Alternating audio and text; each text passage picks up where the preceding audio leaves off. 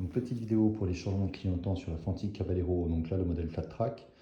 J'en profite pour les supports de plaques ou de sacoche. Donc le bas de la Flat Track est nettement plus incurvé. Tous les supports plastiques là ici là, c'est pas du tout les mêmes que sur la Caballero. Donc beaucoup plus compliqué. Donc j'ai déjà fait un tuto là pour le changement du support de plaque. Donc là je trouve beaucoup mieux. Donc là j'ai changé les clignotants ici, donc pour l'instant ceux de l'arrière. Donc il faut juste démonter la selle, vous avez donc la vis qui est là au milieu, donc ça c'est assez facile. On démonte la selle, on remplace les clignotants, donc là j'ai mis 2 résistances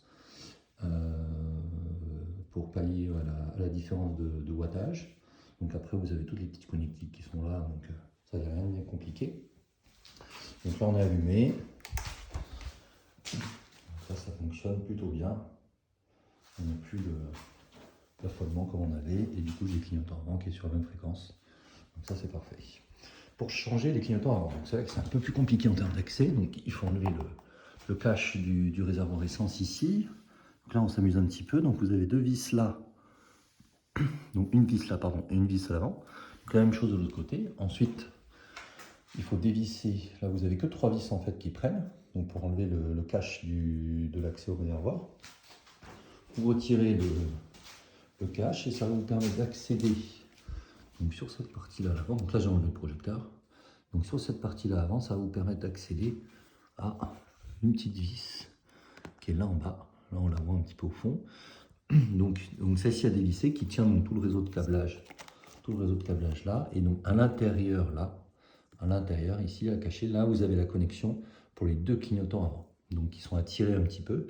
Donc moi j'ai déjà dégagé un petit peu et en fait qui sont juste là derrière. Donc j'ai juste à retirer le cache pour y accéder. Donc voilà. Donc on s'amuse un petit peu pour changer le clignotant sur la Fantic, mais on y arrive. Et donc le projecteur qui sera changé, alors j'ai quelques petits soucis de connexion, il m'a fait griller de fusibles.